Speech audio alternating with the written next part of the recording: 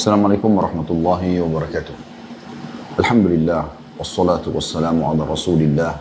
Segala puji dan puja kehadirat Allah subhanahu wa ta'ala. Juga salawat dan taslim kepada Nabi besar Muhammad sallallahu alaihi wa ala alihi wa sahbihi wasallam.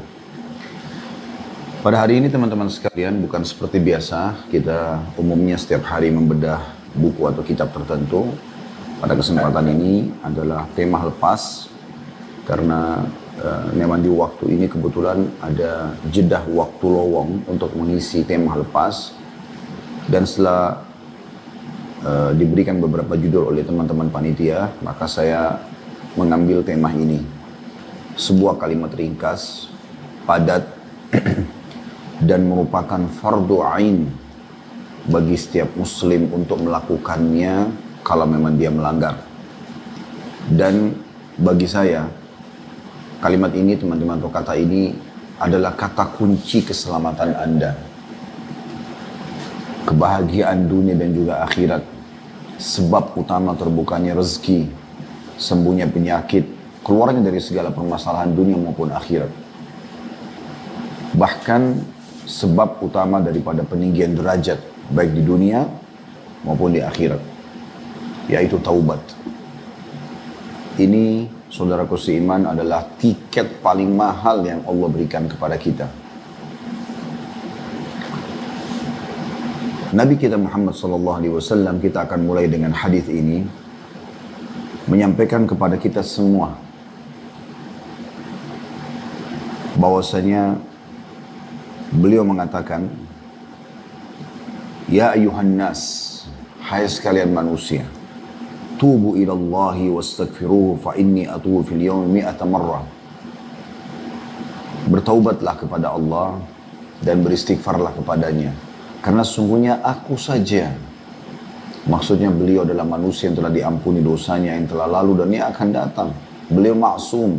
Nabi-nabi itu maksum, selamat dari hukuman pelanggaran. Dalam arti kata, kalaupun beliau berbuat dosa langsung diingatkan Allah SWT, tidak dibawa sampai ke akhirat. Tapi beliau mengatakan, sungguhnya aku sendiri bertaubat kepada Allah setiap harinya 100 kali.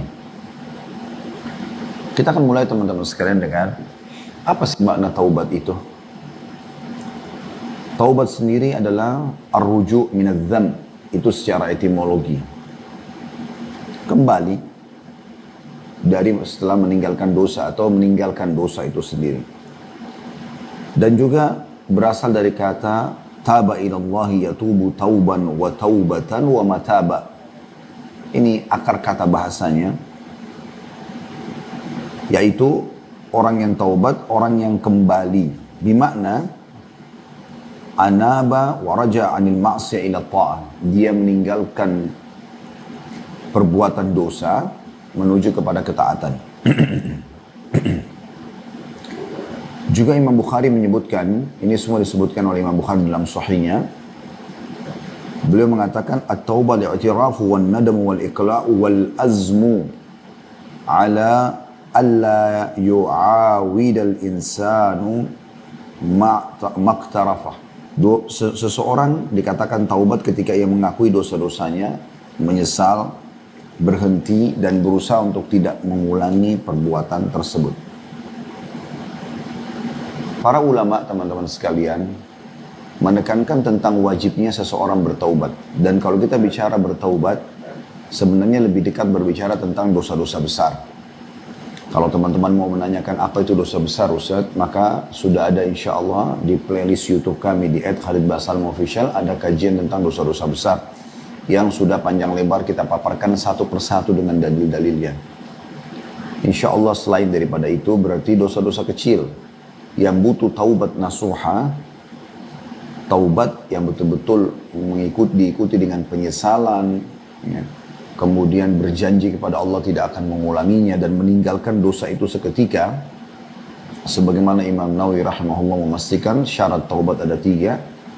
Meninggalkan dosa itu seketika, lagi zina, lagi bohong, lagi riba, lagi menipu, lagi gunjing, lagi membuat fitnah, membuat makar dan apa saja. Maka dia meninggalkan seketika. Kemudian yang kedua menyesali, yang ketiga berjanji kepada Allah tidak akan mengulanginya, akan diterima taubatnya. Dan itu pada dosa-dosa besar. Sementara dosa kecil itu akan dimaafkan oleh Allah Subhanahu wa taala dengan seluruh perbuatan amal saleh pun bisa menjadi penyebab bersihnya dosa-dosa kecil. Makanya kata Allah Subhanahu wa taala, innal hasanati yudhibnas sayyi'at. Sesungguhnya semua perbuatan amal saleh itu bisa menghilangkan dosa-dosa, maksudnya dosa-dosa kecil. Seperti orang berwudu, sholat sunnah, sholat wajib pun, semua amal saleh ini bisa membersihkan dosa-dosa kecil. Makanya Nabi SAW juga mengatakan dalam hadis sahih, wa atbi'is sayyi'atal hasanata tamhuha. Ikutkanlah selalu dosa itu, atau dosa-dosa itu bila diikutkan dengan amal soleh maka akan membersihkannya. Maksudnya dosa-dosa kecil. Tapi kita kalau bicara tentang taubat, kita bicara tentang dosa besar. Mungkin teman-teman harus bisa memiliki pemahaman dulu di awal pembukaan materi kita, teman-teman sekalian. Kalau saya buat dosa, apa sih efeknya? Masalahnya apa gitu? Dosa itu teman-teman sekalian, terutama dosa besar ya, dipastikan yang pertama akan menghilangkan segala jenis kekhusyuan, kenikmatan dalam beribadah. Itu yang paling pertama. Yang pertama, Allah Azza wa Jalla angkat dari seseorang yang berbuat kemaksiatan dan membuka tanpa taubat, maka akan diangkat kenikmatan itu. Kata Abdullah bin Umar radhiyallahu anhu, aku pernah melakukan sebuah dosa. Kemudian dosa itu sudah cukup mengharamkan aku untuk sholat berjamaah di masjid selama sebulan. Subuh. Kehilangan sholat subuh berjamaah. Tidak bisa bangun. Mungkin biasa dia sholat tahajud, hilang tahajudnya. Mungkin dia biasa baca Quran, jadi malas. Zikir, jadi malas. Hilang itu. Berarti pemahaman dari poin pertama ini teman-teman sekalian, artinya kalau Anda tidak melakukan dosa-dosa besar itu, dipastikan Anda akan sangat merasa nikmat dengan sholat Anda, dengan baca Quran, dengan berzikir, dengan bersedekah. Anda benar-benar menikmatinya. Bahkan rasanya tidak ingin berhenti pada saat berdoa. Masih banyak hajat yang mau disampaikan. Ada sebagian orang saya temukan di masjid, antara azan iqamah, begitu selesai sholat sunnah qobliyah, dia betul-betul angkat tangan, dia berdoa sama Allah. Tidak mau berbicara sama orang sebelah, tidak sibuk dengan handphone, dia terus berdoa. Sampai sudah iqamah pun rasanya dia masih belum mau turunkan tangannya. Karena dia begitu menikmatinya. Di sholat malam, bukan hanya sekitar membaca surah-surah pendek di juz 30. Tapi mereka sibuk mencari surah atau menyusun dari awal surah, dari Al-Baqarah. Misalnya semalam membaca 10 ayat, 50 ayat, 100 ayat. Bahkan pada puncaknya ada di antara mereka seperti Uthman bin Affan radhiyallahu anhu, dalam dinukil tentang beliau mengkhatam 30 juz dalam semalam.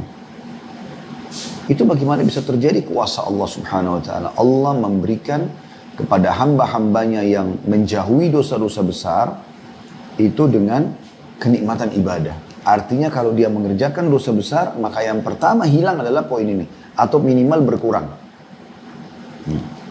Juga perlu saya tambahkan, perbedaan antara dosa besar sama dosa kecil. Kalau dosa besar ini, dalam dalil-dalil yang menyebutkan tentang dosa besar ini selalu diikuti dengan ancaman.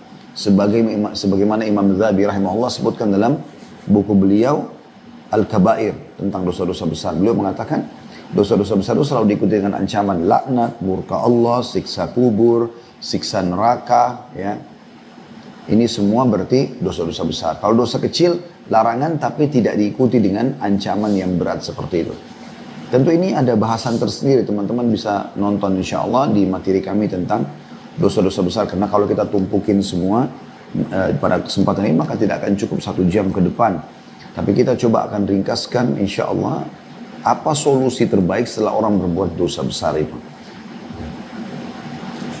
Kemudian teman-teman sekalian, yang hilang yang kedua atau efek daripada maksiat yang Anda lakukan ya, adalah hukuman Allah Subhanahu wa taala. Datangnya hukuman Allah Subhanahu wa taala. Apapun yang Anda rasakan dari hal-hal yang tidak nyaman, gangguan orang, penyakit yang datang atau apa saja, maka pastikan teman-teman dari dosa-dosa yang kita lakukan. Muhasabah saja sendiri. Tidak ada demi Allah ketentraman jiwa yang bisa dirasakan atau yang bisa dijangkau sampai klimaksnya itu dibandingkan dengan orang yang menjauhi dosa besar. Dia akan merasakan kenikmatan pada saat makan, pada saat biologis yang halal, pada saat tidur, pada saat jalan. Tidak ada beban. Karena dosa itu menjadi beban. Misal seseorang pernah mencuri uang kantor, 1 juta saja misalnya, dia selewengkan. Maka setiap kali dia mendengar ada ucapan 1 juta di kantor, dia ketakutan sendiri. Setiap kali dia lewat di sebuah hotel yang dia pernah berzina, dia ketakutan sendiri. Setiap kali apa saja ya, yang berhubungan dengan dosa yang pernah dia lakukan, maka akan muncul ketakutan-ketakutan. Tidak ada ketentraman jiwa. Tapi orang yang tidak melakukan dosa, dia tidak ada beban. Hidupnya akan tentram. Dan ini untuk mendapatkan ketentraman jiwa teman-teman, harganya mahal sekali. Waktu Ibnu Taimiyah rahimahullah di penjara, maka beliau tersenyum, beliau ibadah, seakan-akan bukan di penjara. Beliau sangat menikmatinya.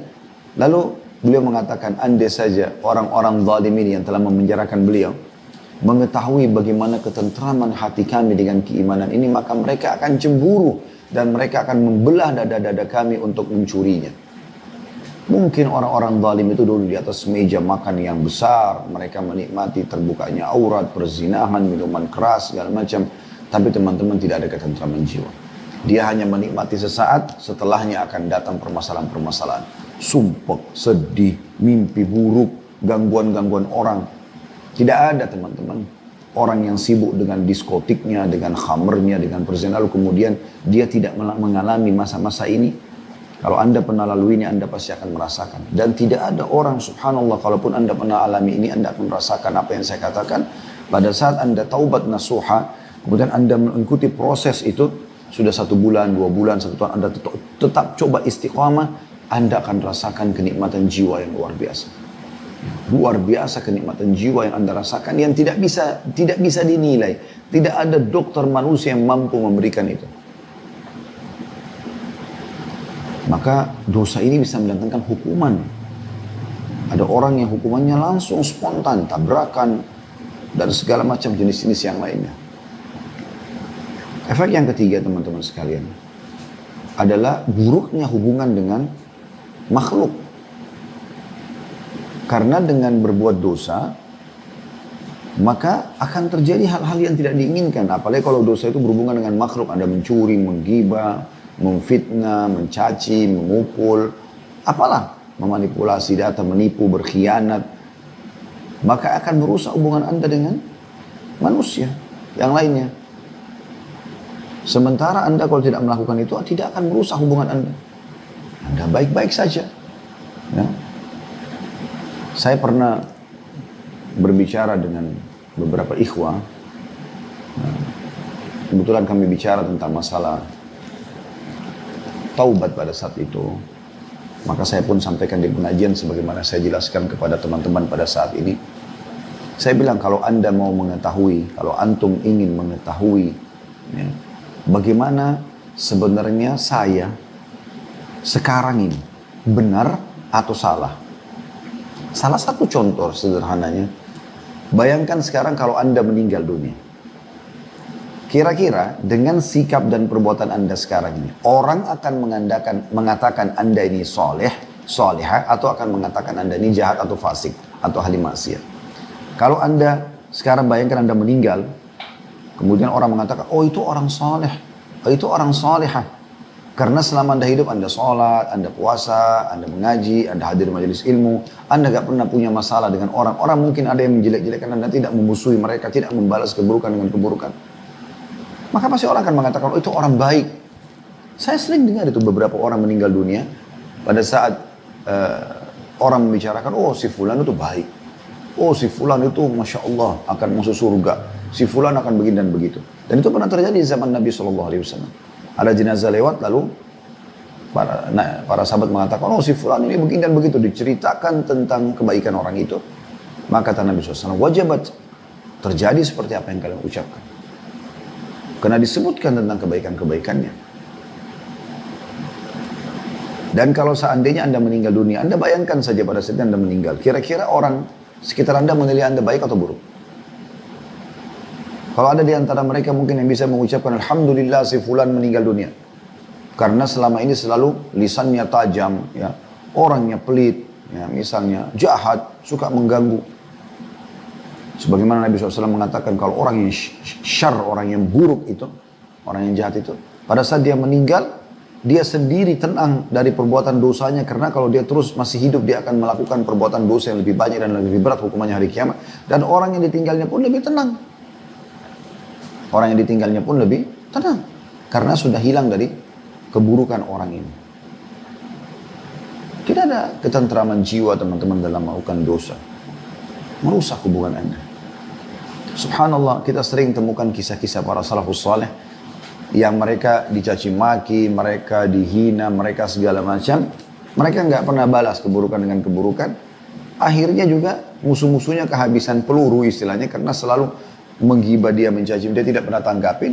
Yang terjadi adalah mereka cari mangsa lain orang-orang itu, tidak lagi kepada orang ini. Dan pada saat mereka meninggal, aman-aman saja.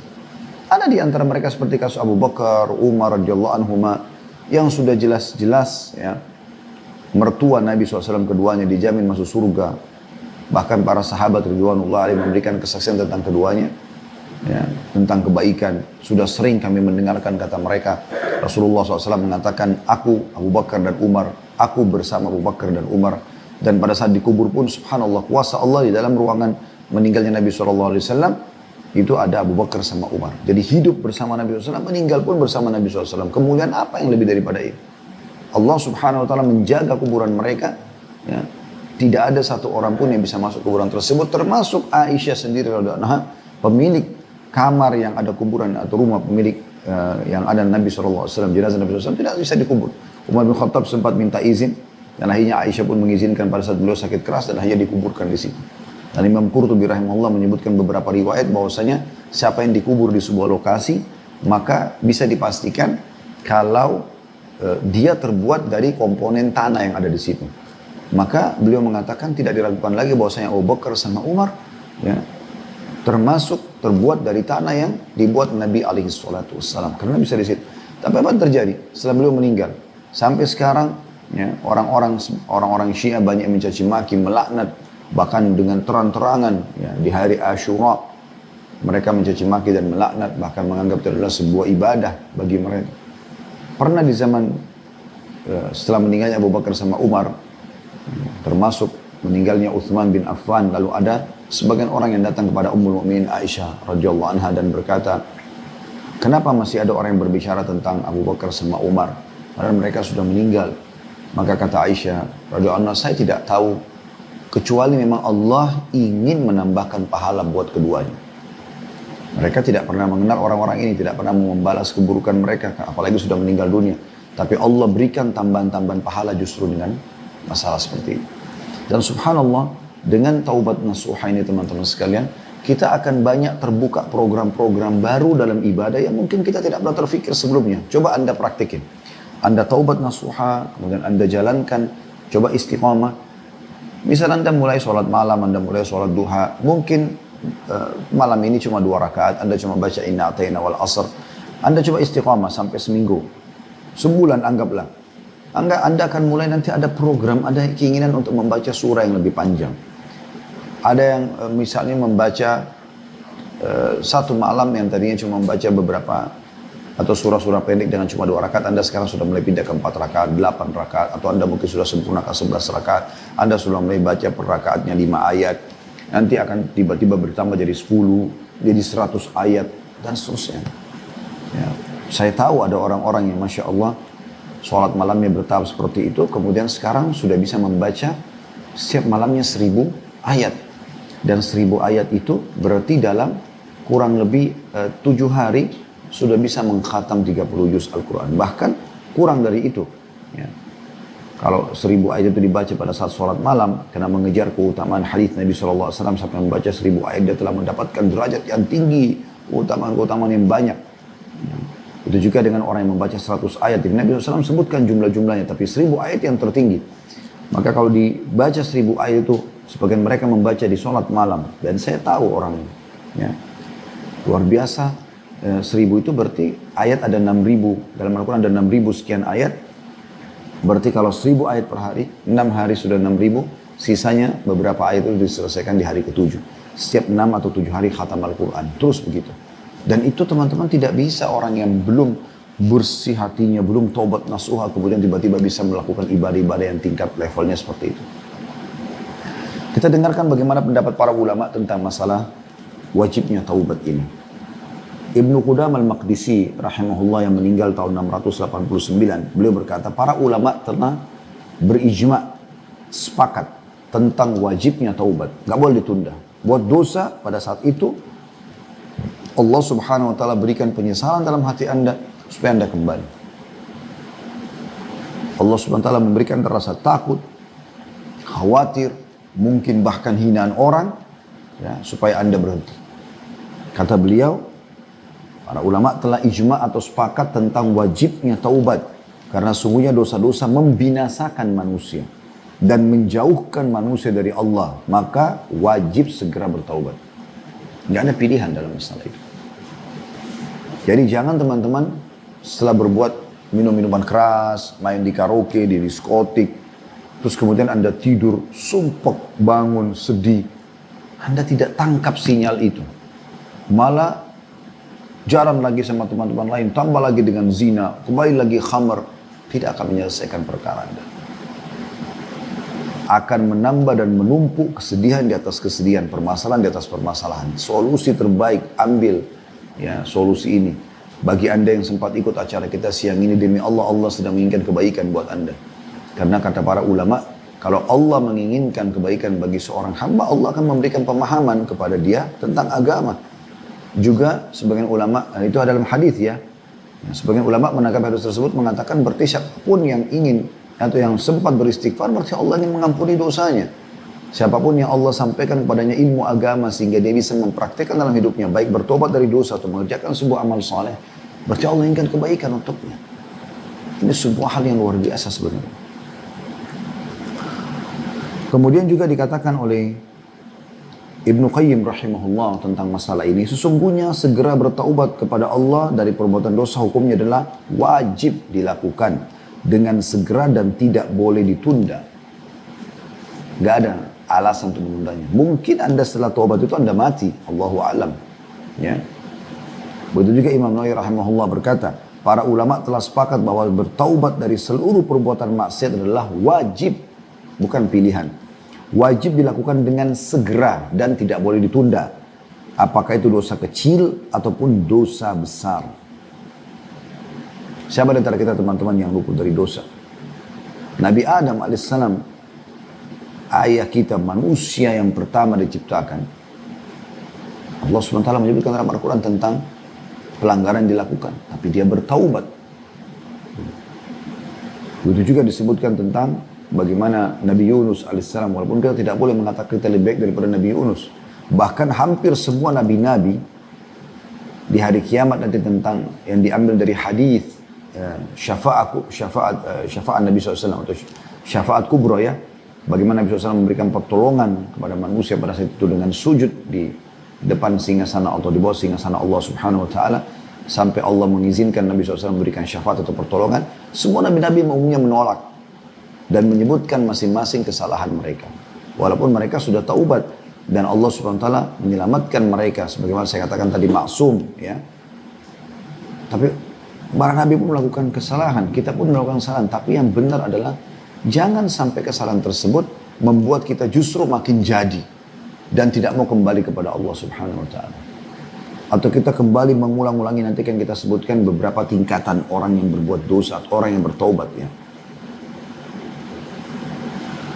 Para sahabat mengatakan di dalam riwayat-riwayat yang sahih ya. Seperti Ibnu Umar berkata, "Kunna la na'uddu li Rasulillah sallallahu alaihi wasallam."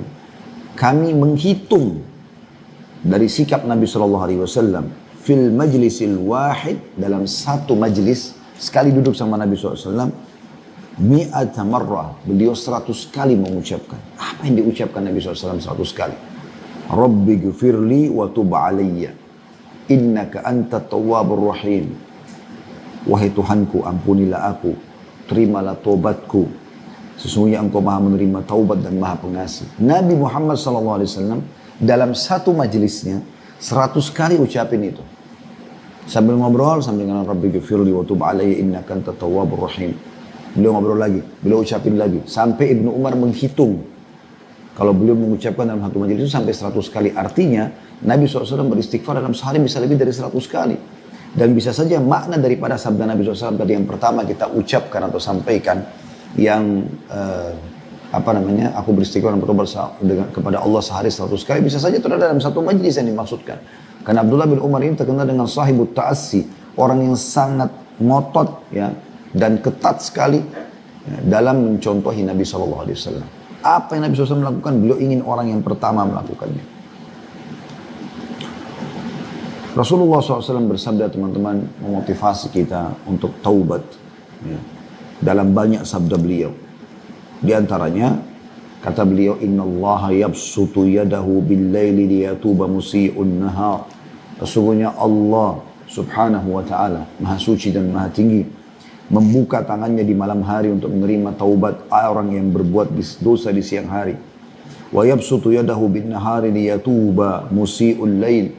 Lalu dia melapangkan, membuka kedua telapak tangannya di siang hari untuk menerima taubat orang yang melakukan kesalahan di malam hari. Hatta tatlu'u asy-syamsu min maghribiha, sampai matahari terbit dari barat. Nah, kalau sekarang terbit dari timur, maka tanda-tanda hari kiamat adalah dari barat. Dan cukup banyak yang berhubungan dengan masalah ini tentunya. Nabi SAW juga bersabda dalam hadis yang lain, dan hadis ini hadis sahih semuanya, Inna Allah yakbalu taubatal abdi malam yughargir. Allah akan terus menerima taubat hambanya selama ruh belum sampai ke tenggorokan. Sampai detik-detik terakhir sebelum dia meninggal, ya, maka akan diterima taubatnya. Dan terlalu banyak kisah yang berhubungan dengan masalah ini teman-teman sekalian ya. Dan alangkah baiknya kalau teman-teman mau taubat, teman-teman ikuti dengan sholat 2 rakaat yang biasa dikenal dengan sholat sunnah taubat. Karena beranjak daripada hadis Nabi SAW, Anda berudu, lalu Anda betul-betul tenangkan hati, Anda sholat 2 rakaat niat karena ingin meminta maaf kepada Allah ya. Jadi istighfar itu permohonan maaf kepada Allah. Seperti Anda kalau buat salah di kantor atau pada seseorang Anda mengatakan maafkan saya. Taubat itu ikrarnya, menyatakan tidak akan mengulanginya. Dan itu seperti kita tulis sebuah pernyataan, saya tidak akan mengulangi kesalahan ini. Kata Nabi SAW, Ma min rajulin yadhnubu dhanban atau yudhnibu dhanban. Tidak ada seseorang pun yang melakukan perbuatan dosa. Thumma yakumu fayatatahhar thumma yusalli. Kemudian dia berdiri, lalu dia bersuci, ya, dia berwudu. Kemudian dia sholat 2 rakaat. Thumma yastaghfirullah. Kemudian dia mohon maaf kepada Allah. Illa ghafarallahu lah. Kecuali Allah akan maafkan kesalahannya. Thumma qara'a hadhil ayah. Kemudian beliau pun membacakan firman Allah subhanahu wa ta'ala. A'udzu billahi minasyaitonir rajim. Walladzina idza fa'alu fahishatan aw zalamu anfusahum dzakarullaha fastaghfaru lidzunubihim. Al-ayah yang artinya, dan orang-orang yang apabila melakukan perbuatan dosa kemudian atau mereka menzalimi diri mereka lalu mereka mengingat Allah dan mereka beristighfar terhadap dosa-dosanya. Dan beliau mengatakan dalam riwayat yang lain, kecuali tidak ada seorang pun yang melakukan perbuatan dosa, kemudian dia berwudu, lalu dia sholat 2 rakaat, lalu dia memohon ampun kepada Allah SWT, kecuali Allah akan ampunkan dosanya. Maksudnya selepas sholat itu. Dalam bertobat ini teman-teman ada tingkatan-tingkatan manusia. Dan ini tujuannya kita sebutkan agar kita coba memilih tingkatan yang terbaik.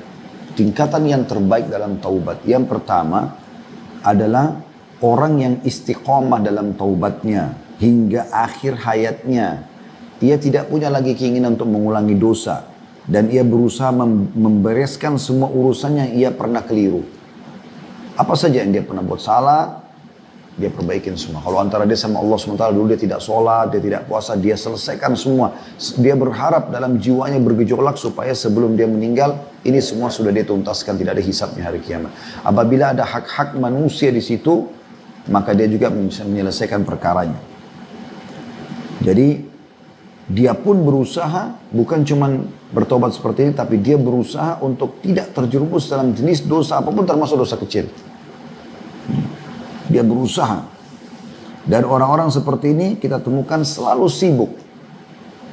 Dari amal soleh ke amal soleh lagi. Amal soleh ke amal soleh lagi. Dan ini subhanallah efeknya dalam kehidupan sehari-hari bukan pada dirinya saja, tapi pada lingkungan dia. Orang-orang pada saat melihatnya saja, orang-orang jadi ingin taubat juga. Orang-orang jadi semangat juga berbuat ibadah. Kata Ibnu Qayyim rahimahullah, menceritakan tentang gurunya Ibnu Taimiyah rahimahullah. Beliau mengatakan, kami kalau sudah merasa kalah, mulai merasa sumpah, mulai merasa seperti malas beribadah, maka kami datang hanya untuk melihat saja Ibnu Taimiyah. Dengan melihat beliau saja, kami sudah semangat kembali untuk ibadah. Kami sudah semangat lagi untuk meninggalkan dosa-dosa. Ini ciri orang yang luar biasa. Memang mereka coba istiqamah. Karena mereka sudah memahami makna daripada kenikmatan meninggalkan dosa itu. Ya. Dan ini Allah sebutkan dalam surah Fatir tentang tingkatan orang-orang ini. Surah nomor 35 ayat 32. Yang bunyinya, A'udzubillahi minasyaitonirrajim, wa minhum muqtasidun, wa minhum sabiqum bil khairati biidznillah. Di antara mereka ada yang lebih dulu berbuat kebaikan, ya, dengan izin Allah subhanahu wa ta'ala. Yang dimaksudkan adalah mereka yang taubat benar, ikhlas, kemudian mereka istiqamah. Dan ini disebutkan juga dalam istilah agama kita, nafsul mutmainnah, jiwa yang tenang. Yang Allah SWT sebutkan pada saat mereka meninggal, malaikat datang lalu malaikat mengatakan, ya ayyatuhan nafsul mutmainnah, irji ila rabbika radiyatan mardiyah. Hai jiwa yang tenang, maksudnya selalu tenang dalam beribadah kepada Tuhannya, selalu tenang ya, dan kokoh untuk meninggalkan dosa-dosa gitu kan. Maka kembalilah kau kepada rahmat dan pengampunan Tuhanmu. Kemudian yang kedua adalah orang-orang yang menempuh jalan orang-orang yang istiqomah dalam semua perkara ketaatannya, mirip dengan golongan pertama tadi, dan menjauhi semua dosa-dosa besar. Tetapi masih kadang-kadang terjerumus dalam dosa kecil, sengaja atau tidak sengaja. Ya. Namun setiap kali mereka buat dosa kecil, mereka menghardik diri mereka sendiri. Melihat yang haram, mendengar yang haram, apa saja misalnya perbuatan-perbuatan yang bukan dosa besar. Mereka sudah coba istiqomah, tapi kadang-kadang masih saja ya. Ada cuplikan yang dinonton, ada apa, masih melihat ini, melihat itu. Kadang-kadang ini masih ada dosa-dosa, tapi dosa kecil. Mereka tidak lakukan dosa besar. Ini tingkatan yang kedua. Dan Allah subhanahu wa ta'ala menyebutkan tentang mereka dalam surah An-Najm, surah nomor 53 ayat 32, yang bunyinya, A'udzubillahi minasyaitonirrajim, alladzina yajtanibuna kaba'iral itsmi wal fawahisha illa al-lamam inna rabbaka wasi'ul maghfirah. Yang artinya orang-orang yang menjauhi dosa-dosa besar dan perbuatan keji yang selain dari kesalahan-kesalahan kecil, ya. Atau orang-orang yang menjauhi dosa-dosa dan perbuatan keji kecuali perbuatan dosa kecil. Artinya dosa-dosa besar mereka jauhi, tapi dosa kecil mereka kadang-kadang masih terjerumus. Ya. Sesungguhnya Rabbmu maha luas ampunannya. Orang seperti ini masih diampuni oleh Allah SWT. Tadi saya katakan dengan sholatnya, dengan sedekahnya, dengan segala macam. Tapi kalau golongan yang pertama, karena mereka sudah tidak membuka lagi pintu dosa, maka perbuatan-perbuatan amal solehnya murni semua menjadi pahala yang besar. Kalau golongan ini ada sebagian kebaikan mereka yang dijadikan sebagai pelebur daripada dosanya. Tingkatan ketiga adalah orang yang taubat. Ini semua orang-orang taubat ya. Dan dia coba istiqomah. Tapi hanya sampai waktu tertentu saja. Kemudian suatu saat dia kembali mengerjakan dosa-dosa besar lagi. Kalau tadi kan golongan kedua bedanya, dia melakukan dosa tapi dosa kecil. Kalau golongan ketiga, dia taubat kemudian dia kembali terjerumus dalam dosa besar. Kayak kembali lagi pada perzinahannya, kembali lagi pada kebohongannya, kembali lagi. Itu dosa besar, dia kembali lagi. Nah ini tingkatan orang bertobat juga. Nah orang-orang seperti ini, bukti dia bertobat adalah dia menyesali perbuatannya. Dan dia coba untuk berusaha melawan gejolak bisikan syaitan itu. Tapi bedanya sekali lagi dengan golongan kedua, ini memang terjun dalam dosa besar. Kalau golongan kedua tadi cuma dosa kecil. Dosa besar mereka mustahil melakukannya. Kalau golongan pertama besar, kecil tidak dilakukan lagi setelah taubat gitu. Ya. Ini Allah sebutkan dalam surah At-Taubah, surah nomor 9 ayat 102 tentang mereka. A'udzubillahi minasyaitonirrajim. Wa akharuna i'tarafu bidhunubihim khalatu amalan salihan wa akharu sayyi'an Asallahu an yatuba alaihim innallaha ghafurur rahim. Dan ada pula orang-orang lain yang mengakui dosa-dosa mereka. Mereka terjerumus lagi dalam perbuatan dosa. Mereka mencampurkan pekerjaan yang baik dengan pekerjaan yang buruk, maksudnya dosa. Nah, ayat ini sebenarnya turun kepada orang-orang juga atau sahabat yang tidak sempat mengikuti perang Tabuk, ya. Di mana waktu itu wajib setiap muslim yang mampu laki-laki untuk ikut. Padahal di antara mereka yang tidak ikut, maka dianggap dosa. Dan mereka orang-orang beriman, mereka para sahabat. Ya. Kisah Ka'ab bin Malik dan teman-temannya radhiyallahu anhum ajma'in yang Allah sebutkan dalam surah At-Taubah, gitu kan. Bagaimana mereka mencampurkan itu. Tapi karena mereka bertaubat, mereka merasa menyesal sampai waktu itu diboikot oleh Nabi SAW dan Nabi SAW suruh para sahabat yang lain memboikot selama 53 hari kurang lebih, ya. Sampai turun ayat Allah SWT yang memastikan diterima taubat mereka, gitu. Ya, sungguhnya Allah Maha Pengampun lagi Maha Penyayang. Ya, jadi ini memang golongan ketiga adalah orang yang pernah bertaubat lalu dia kembali lagi dengan atau kepada dosa besarnya. Tentu tingkatan ini berbahaya sebenarnya teman-teman sekalian, ya. Berbahaya sekali karena bisa saja dia tidak sempat taubat kalau dia melakukan perbuatan dosa. Tapi tobat-tobat awalnya diterima Allah SWT. Tapi pada saat dia berbuat dosa lalu dia tidak segera bertaubat, maka ini bisa berbahaya bagi dia karena akan ada konsekuensi hukuman terhadap perbuatan tersebut. Golongan yang keempat adalah orang yang bertaubat, tapi taubatnya hanya sementara waktu saja, kemudian dia kembali melakukan dosa-dosa dan maksiat. Kemudian tidak lagi taubat setelah itu. Artinya taubat yang pernah dilakukan dianggap sudah cukup. Nah, ini yang diinginkan oleh syaitan. Ya. Yang biasa juga orang bahasakan dengan futur yang terus-menerus. Ya, kalau orang yang pernah berbuat amal saleh, pernah istiqamah, kemudian terjerumus dalam perbuatan dosa, dia turun imannya, namanya futur. Nah, ada orang yang masuk golongan ketiga tadi. Atau golongan kita mulai dari golongan kedua, mereka buat dosa kecil lalu mereka kembali segera. Taubat dan segalanya. Ada golongan ketiga, melakukan dosa besar, lalu dia taubat juga. Nah, golongan yang keempat ini, dia pernah taubat dulu. Kemudian dia sudah rasakan kenikmatan majelis ilmu, kenikmatan keimanan, kemudian dia selalu terjerumus dalam dosa, tapi dosa besar. Mirip dengan ketiga, cuma bedanya dia nggak kembali lagi taubat. Dia cukupkan dengan taubat yang pertama. Maka dia terus terpuruk orang seperti ini. Dan orang seperti ini berbahaya sekali. Saya sering kasih gambaran seperti orang yang terguling, ya, terbanting, jatuh dari sebuah bukit yang tinggi, kemudian dia jatuh ke bawah. Nah, orang yang pintar adalah, kalau tadi golongan pertama sama golongan yang kedua, golongan kedua sama golongan ketiga, mereka itu coba pada saat mulai jatuh, mereka langsung bertahan, memegang pinggir-pinggir tebing tersebut, lalu kemudian berusaha naik kembali. Tapi golongan keempat ini tidak. Dia jatuh, dia biarin dirinya jatuh gelunding sampai ke bawah sekali. Bahkan bisa saja mereka meninggal dalam keadaan maksiat itu. Wa na'udzubillah. Ada orang yang sampai pada tingkat sudah sampai pada tingkat dia meninggal dalam keadaan kufur. Ada yang meninggal dalam keadaan su'ul khatimah dengan minum khamar dan segala macam. Dinukil sebuah kisah, ada seseorang muadzin di negeri Syam.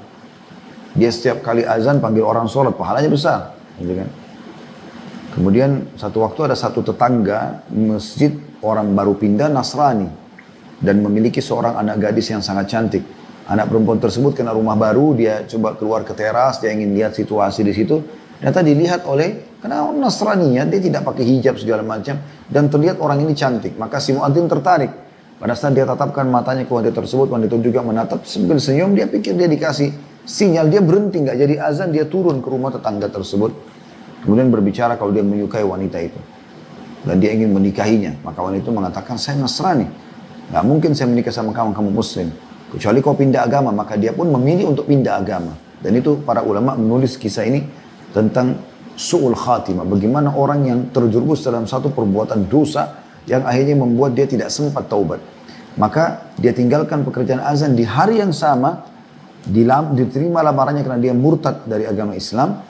Dan pada waktu itu kuasa Allah SWT, Allah buat atap kamar perempuan itu sebelum dia menikmati tubuhnya pun. Ya. Itu ada yang celah terbuka dan dikhawatirkan hujan masuk, maka dia pun menyatakan pada istri dia siap untuk naik memperbaiki. Begitu dia naik, tergelincir, jatuh, terbentur kepala, lalu dia meninggal dalam keadaan kufur. Wa na'udzubillah. Ya. Ada orang juga begitu, pernah istiqomah, pernah rasakan kenikmatan iman, pernah tahu nikmatnya majelis ilmu, berzikir, sholat malam. Tapi karena dia terus membiarkan dirinya tergelinding jatuh ya di tebing-tebing dosa ini dan tidak berusaha untuk memberhentikan dirinya, tidak segera ya bertaubat kepada Allah SWT, maka mereka pun meninggal dalam keadaan berzina, minum khamar, riba dan segala macam hal. Padahal dulunya dikenal orang ini baik. Allah musta'an, dan ini bahaya sekali ya. Saya pernah melihat teman-teman sekalian, di depan mata saya ada sebagian orang begitu. Saya kenal mereka di masa-masa awal kami muda bersama-sama, maksudnya di umur-umur belasan tahun, puluhan tahun, di awal-awal balik, dari awal balik sampai umur 20 tahun, ya dari 14, 15 tahun sampai 20 tahun, 25 tahun. Saya tahu bagaimana orang-orang ini luar biasa gitu ya. Mereka dalam bermuamalah, mereka dalam menuntut ilmu, tapi subhanallah tidak istiqamah dalam masalah ini. Sehingga akhirnya terjerumus dalam satu perbuatan dosa dan terus terjerumus membiarkan diri dalam keadaan tersebut. Yang luar biasa, dia lebih memilih bisikan syaitan daripada penyampaian nasihat dari para da'i atau para teman-temannya yang bisa memberikan masukan dalam masalah ini. Kalau seingat saya pernah Abu Hurairah radhiyallahu anhu duduk bersama dua orang sahabat. Saya pernah sebutkan kisahnya dalam Sirah Nabawiyah. Namun saya lupa namanya orang yang dimaksud. Subhanallah, tidak terlintas sekarang. Kuasa Allah manusia kadang-kadang lupa, tapi kisah ini sahih. Waktu Nabi SAW sedang lewat di hadapan mereka bertiga, kata Nabi SAW, salah seorang di antara kalian akan menjadi penghuni neraka. Bahkan gerahamnya lebih besar daripada gunung Uhud. Kata Abu Hurairah, lalu Nabi SAW pergi, aku pun ketakutan. Karena yang bersamaku ini adalah para penuntut ilmu. Yang satu dari Ansar, dan yang satu dari Muhajir. Dan dua-duanya orang-orang saleh. Berjalan waktu, subhanallah, Abu Hurairah tidak tanya kepada Nabi SAW, siapa di antara kami gitu. Abu Hurairah mengatakan, saya terus ketakutan. Karena dari tiga orang ini, yang teman kami dari Ansar ikut berjihad mati syahid. Berarti saya sama satu orang ini. Terus saja berjalan waktu, saya ketakutan sampai meninggalnya Nabi SAW. Muncullah seseorang yang pendusta, Musailam al-Kadzab, mengaku sebagai Nabi. Jadi, bahkan kalau tidak salah masih di zaman Nabi SAW, di akhir hidup Nabi SAW. Maka Nabi SAW memilih salah satu tadi dari tiga ini yang masih hidup tadi untuk mendakwahi Musailamah, mengirim ke sukunya dia untuk mendakwahi suku tersebut. Setelah tiba di sana, Musailamah al-Kadzab menemui dia di luar perkampungan itu lalu mengatakan, kalau kau mau bekerja sama dengan saya, maka saya akan berikan kepadamu harta yang kau inginkan dan juga jabatan yang kau inginkan. Syaratnya cuma satu. Kau mengakui kenabian Muhammad, tapi kau juga mengatakan, aku juga Nabi. Maka luar biasa, setelah sekian tahun hidup bersama Nabi SAW, belajar agama Islam, menjadi seorang statusnya sahabat Nabi, yang Allah mengatakan, radhiyallahu anhum wa radu'an. Allah ridha kepada mereka, mereka ridha kepada Allah. Lalu dia murtad, dan dia menyatakan Musailamah al-Kadzab juga seorang Nabi. Akhirnya dia terbunuh di tangan pasukan Khalid bin Walid radhiyallahu anhu. Padahal tadinya dia sahabat. Dalam kondisi dia kufur.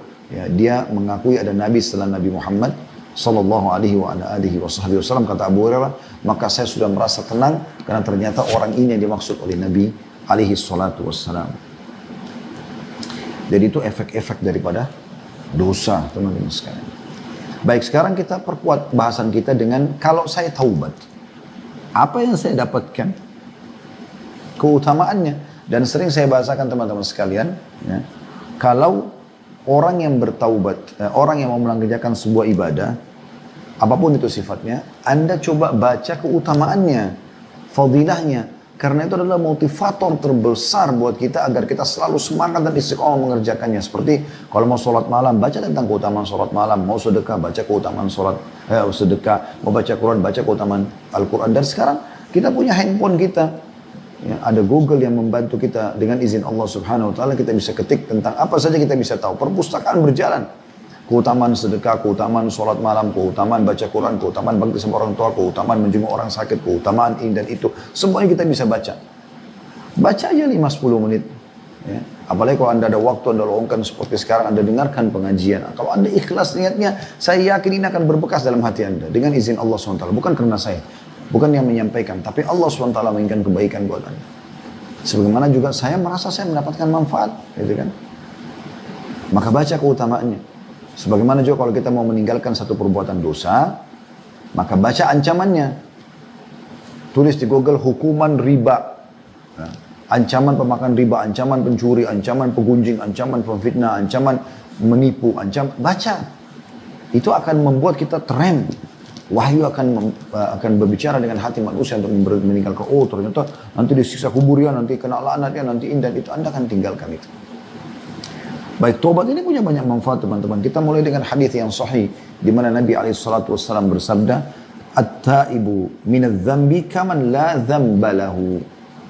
Orang yang taubat dari dosa, maka seperti orang yang tidak pernah berbuat dosa. Tidak ada lagi dosanya.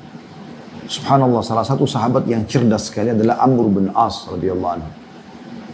Pada saat beliau datang bersama dua sahabatnya, dua-duanya, tiga-tiganya ini anak muda terpilihnya Quraisy, orang-orang yang cerdas, dan memang setelah masuk Islam mereka terkenal punya kiprah, ya. Mereka datang masuk Islam, diantaranya Khalid bin Walid juga dari tiga orang ini. Yang jelas Amr bin As pada saat dua sahabatnya sudah syahadat, dia mengatakan, ya Rasulullah, saya mau syahadat tapi saya punya syarat. Tidak pernah ada orang masuk Islam kasih syarat kecuali Amr bin As radhiyallahu anhu. Luar biasa kasih syarat. Maka kata Nabi SAW, apa syaratmu? Dia mengatakan, ya Rasulullah, saya minta syarat, saya mau syahadat tapi seluruh dosa saya masa lalu dimaafkan sama Allah. Maka Nabi SAW tersenyum sambil mengatakan, wahai Amr, bukankah kau atau belumkah kau tahu bahwasanya masuk Islam ya, atau taubat dari kekufuran itu akan membersihkan semua dosa-dosa yang lalu? Maka Amr bin As tersenyum, tertawa lalu syahadat langsung. Dari 5 orang yang taubat itu teman-teman, asal anda nasuha, semua kesalahan yang lalu dimaafkan. Seperti baru lembaran baru. Kalau anda di kantor, pemutihan terhadap semua kesalahan. Itu kan luar biasa. Ya. Jangan dianggap remeh teman-teman. Dan saya berharap bahasan-bahasan kita seperti ini jangan dianggap seperti angin lalu ya. Teman-teman yang mengikuti melalui Zoom, jangan dianggap pertemuan seperti ini hanya sekedar oh iya Ustadz sampaikan ceramah selesai, oh tentang taubat. Bukan itu teman-teman. Rugi sekali anda luangkan waktu sejam duduk bersama kami kalau hanya untuk itu. Renungi, Allah lah yang menggerakkan anda bisa ikut acara ini. Allah memudahkan juga kami mengucapkan ini. Allah memudahkan kami bisa menyusun dalil-dalil dan menyampaikan kepada anda. Allah memudahkan juga masuk ke dalam hati kita semuanya. Supaya kita mengamalkan. Ilmu dipelajari untuk diamalkan teman-teman. Coba resep ini. Apa ruginya anda mencobanya? Dan anda bisa rasakan insya Allah apa yang kami sampaikan tadi. Ingat teman-teman, penyesalan selalu datang di akhir. Jangan nanti pada saat sudah mau meninggal dunia, sudah anda lihat malaikat maut di dekat anda, baru anda mau mengatakan, saya mau taubat. Ingat firman Allah SWT di akhir surah Munafiq. Al-Munafiqun. Ya. Bagaimana Allah SWT mengingatkan masalah itu. وَأَنْفِقُوا مِمَّا رَزَقْنَاكُمْ مِنْ قَبْلِ أَنْ يَأْتِيَ أَحَدَكُمُ الْمَوْتُ فَيَقُولَ رَبِّ لَوْلَا أَخَّرْتَنِي إِلَى أَجَلٍ قَرِيبٍ فَأَصَّدَّقَ وَأَكُنْ مِنَ الصَّالِحِينَ. Dan janganlah saudara kalian ya, dan keluarkanlah apa yang kalian bisa keluarkan, infakkan jalan Allah. Dan jangan seseorang antara kalian nanti kalau sudah menghadapi kematian baru mengatakan, wahai Tuhanku, kenapa engkau tidak terlambatkan sesaat dulu ya tobat atau matiku ini agar aku bisa bersedekah dan aku termasuk orang-orang saleh. Kalau Allah mengatakan wala yu'akhirallahu nafsan idza jaa ajaluha, Allah tidak akan pernah melambatkan ajal kalau sudah datang pada waktunya. Saya kemarin subhanallah di Makassar sempat datang ke kuburan. Saya mendatangi kuburan ibu saya, ada paman, ada kakek, tentu satu pemakaman semuanya. Dan saya coba merenungi subhanallah, beliau meninggal dari tahun 79, artinya sekitar 41 tahun yang lalu ya. Saya melihat 41 tahun kuburan ini sudah di sini dan melalui alam barzah. Semoga Allah SWT maafkan kesalahan-kesalahan beliau ya. Dan beliau kebetulan meninggal setelah melahirkan masih di masa nifas. Semoga juga syahidah insya Allah. Karena orang yang meninggal melahirkan dianggap mati syahid. Semoga saja Allah SWT kabulkan. Tapi saya tiba-tiba merenungi pada saat itu. Orang-orang ini tadinya seperti kita. Ya, makan, minum, tidur, punya angan-angan. Tapi mereka sudah meninggal. Dan beruntunglah mereka yang sudah sempat beramal saleh. Ya. Bagaimana dengan orang-orang yang tidak beramal saleh di situ? Saya begitu masuk ke dalam pintu kuburan, saya tiba-tiba merenungi bagaimana mereka ini pada saat melihat kita yang masih hidup ini. Sampai Nabi SAW pernah melihat sahabat sholat 2 rakaat, lalu beliau mengatakan, demi Allah, demi zat yang jiwa Muhammad dalam genggamannya, 2 rakaat yang kau kerjakan lebih dicintai daripada dunia solusi, daripada mayit-mayit ini. Orang mati lalu ditunjuk kuburan oleh Nabi SAW. Mereka berharap bisa mengerjakan 2 rakaat sholat. Kita punya kesempatan, Mas. Mungkin orang pernah lalai, teman-teman sekalian. Tapi bukan berarti kita harus terus-menerus lalai dalam kesalahan kita. Saatnya kita taubat, tinggalkan sudah masa-masa lalu. Isi sisa umur kita ini dengan ketaatan-ketaatan. Semoga Allah istiqomahkan kita dalam masalah itu.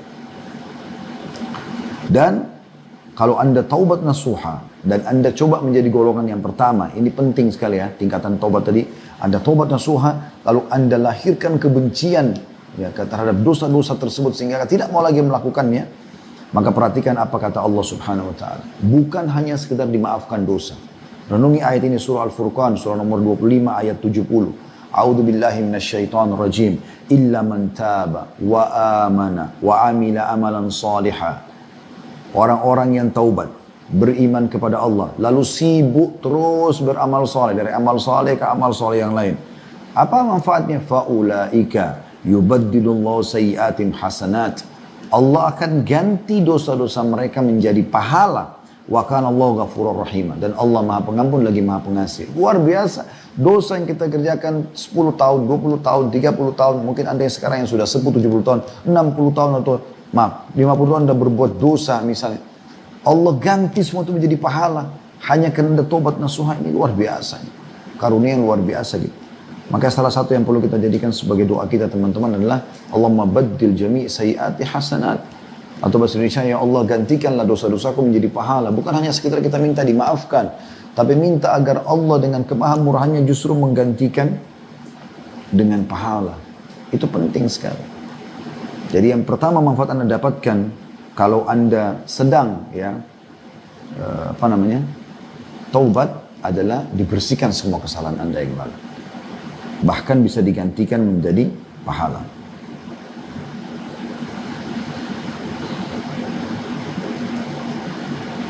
Kemudian selanjutnya Allah Subhanahu wa taala akan memudahkan segala rezeki buat dia dengan taubat. Sebagaimana sudah masyhur sekali dalam surah Nuh ya. Teman-teman kalau membuka surah Nuh, Anda bisa melihat bagaimana di ayat 10 sampai ayat 12-nya ya. Allah Subhanahu wa taala memastikan tulisan nabinya Nuh alaihissalam. Bisa dibuka dulu surah Nuh.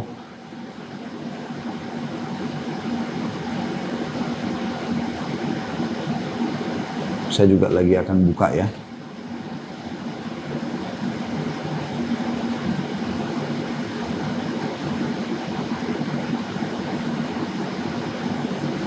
Ya, surah nomor 71 di ayat 11 ayat 10 sampai ayat 12 ya. Subhanallah, awal saya buka tadi aplikasi Al-Quran ada semacam iklan yang masuk ya, bukan disengaja, mohon maaf. Nabi Nuh alaihissalam berkata dalam surah Nuh, surah nomor 71 ayat 10 sampai ayat 12. Ini memastikan kalau seseorang beristighfar dan bertobat, Allah akan datangkan rezeki untuknya. Ya. A'udzu billahi minasyaitonir rajim. Faqultu astaghfiru rabbakum innahu kana ghaffara. Maka aku katakan kepada mereka, maksudnya Nabi Nuh berkata kepada kaumnya, mohonlah ampun kepada Tuhanmu. Sesungguhnya Dia adalah Maha Pengampun.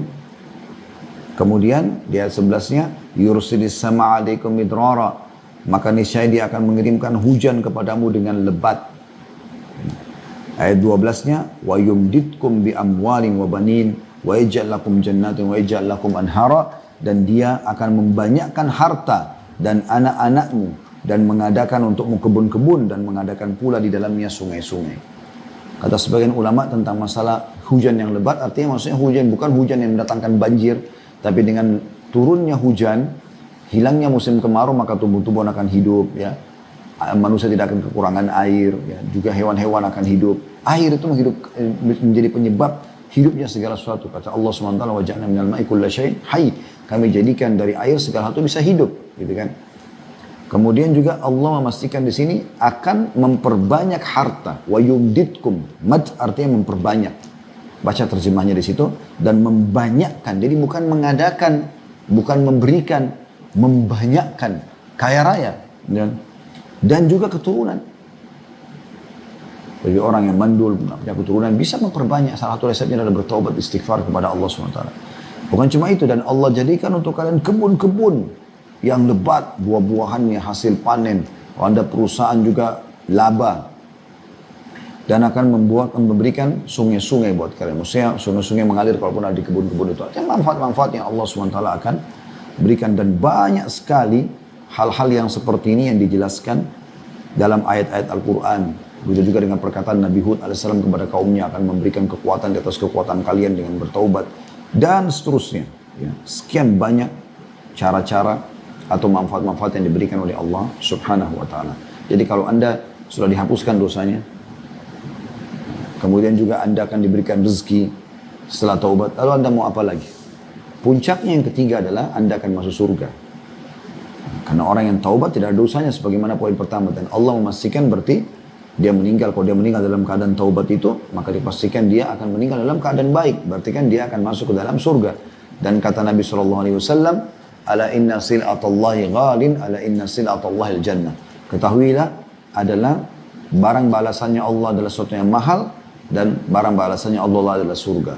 Orang yang masuk surga, kata Nabi SAW, tidak akan pernah lusuh bajunya, tidak akan pernah sakit tubuhnya, tidak akan melalui lagi masa tua. Ya. Dalam riwayatnya tidak beringus, tidak meludah, semua tidak buang air besar, tidak buang air kecil. Semua yang dimakan, dikonsumsi oleh ahli surga, yang tidak dibutuhkan oleh tubuhnya akan keluar dalam bentuk keringat yang lebih wangi daripada bau kasturi. Dan sekian banyak keutamaan, ada juga bahasan kami, teman-teman bisa nonton di playlist YouTube nanti, bedah buku tentang Rasulullah SAW bercerita tentang surga dan neraka. Ada 30 pasal lebih saya berbicara pada saat itu tentang surga dan insya Allah Anda bisa melakukan hal tersebut. Baik, saya akan coba teman-teman sekalian menutup tema kita ini dengan beberapa kiat agar kita bisa istiqomah dalam taubat nasuha ini. Yang pertama, selalu menghadiri majelis ilmu. Karena dengan ilmu iman akan bertambah. Yang kedua, mengamalkan ilmu tersebut. Ya. Yang ketiga, jangan pernah tinggalkan teman-teman membaca Al-Quran. Baca Al-Quran. Karena Al-Quran itu petunjuk bagi manusia. Petunjuk bagi manusia. Coba baca Al-Quran. Renungi ayat-ayatnya. Minimal yang sering Anda baca. Di juz 30 itu subhanallah. Ya, umumnya banyak berbicara tentang surga dan neraka. Kuburan. Ya. Terus saja Allah SWT gambarkan. Berarti itu kan surah-surah yang termasuk pendek dalam Al-Quran yang bisa Anda baca dari ayat, dari juz, sebenarnya dari juz 28 ya, 28, 29, 30 itu sangat bagus. Kalau tidak, Anda mulai dari juz 30 saja, dari surah Naba, Amma Yatasa'alun sampai akhir An-Nas, Anda akan temukan banyak sekali peringatan-peringatan di situ. Baca Al-Quran, renungi makna-maknanya. Yang keempat teman-teman, coba renungi kisah-kisah orang-orang soleh, kisah-kisah para nabi, kisah-kisah para sahabat ya. Subhanallah sampai sekarang saya belum membahas itu, tapi insya Allah saya akan membahas khusus nanti tentang 25 Nabi dan Rasul dengan izin Allah SWT. Sudah sementara saya rancang, semoga Allah mudahkan itu. Tapi sementara sudah ada 40 episode, bahkan sudah 50 episode lebih tentang serial sahabat. Dari Abu Bakar sampai kalau seingat saya yang terakhir Abu Musa al-Asy'ari radhiyallahu ajma'in. Ada 50 lebih serial sahabat yang Anda bisa lihat di situ dan mendengarkan kisahnya. Cukup banyak, di playlist YouTube ada insya Allah. Tersusun rapi masalah itu. Jadi kita perlu dengar kisah-kisah mereka. Bagaimana mereka melalui kehidupan. Karena mereka sama dengan kita. Bagaimana ada pedagang Abdurrahman bin Auf, ada Utsman bin Affan. Bagaimana juga ada tokoh-tokoh politik yang maksudnya orang-orang yang menjadi pemimpin negara seperti Abu Bakar, Umar, Utsman, Ali, Muawiyah. Dan beberapa ya, tokoh-tokoh yang lain yang sempat jadi gubernur ya, di zaman-zaman Khulafaur Rasyidin. Ini mereka adalah orang-orang yang soleh yang bisa kita jadikan sebagai patokan. Yang kelima teman-teman sekalian. Yang perlu kita lakukan adalah membentuk komunitas kita. Komunitas. Karena kata Nabi SAW, Al-maru ala dini khalili. Seseorang sesuai dengan agama teman-temannya. Falyandur ahadukum mayu khalil. Maka seseorang dari kalian harus melihat siapa yang dia jadikan sebagai sahabatnya. Karena kita akan terpengaruh kalau kita tidak membentuk komunitas ini. Yang terakhir, coba berdoa dan memperbanyak. Terus rutinkan istighfar dan memperbanyak doa. Agar Allah Subhanahu Wa Ta'ala menolong kita semua selalu berada di atas agamanya sampai kita meninggal. Sebentar kok teman-teman sekalian. Dan ingat pesan saya teman-teman untuk diri saya dan teman-teman sekalian, orang yang beriman, orang yang menjadi orang soleh dan solehah itu tidak ada ruginya. Mereka boleh makan, mereka boleh minum, mereka boleh tidur, mereka menggunakan pakaian yang bagus, mereka kejar prestasi terbaik dari akademik, misalnya mau sampai doktor, profesor, silakan. Mereka mau menjadi seorang orang terkaya di negaranya misalnya. Yang penting dia berada di koridor halal, gitu kan? Maka silakan nikmati. Kalau orang beriman teman-teman, Anda menjadi orang soleh atau soleh, lalu Anda hidup susah, tidak bisa makan, tidak bisa minum, tidak bisa biologis. Biologis yang halal kan bisa Anda dengan menikah, kan gitu. Maka tidak bisa semua ini, mungkin wajar Anda melanggar, tapi tidak. Ditambah lagi tadi saya sudah jelaskan manfaatnya kita punya ketentraman jiwa yang sangat luar biasa teman-teman dengan bertobat atau tobat kepada Allah SWT. Tentu tema ini membutuhkan banyak sekali manfaat-manfaat yang bisa kita dapatkan, dan tema ini masih panjang, tapi insya Allah ini pesan sudah cukup buat kita.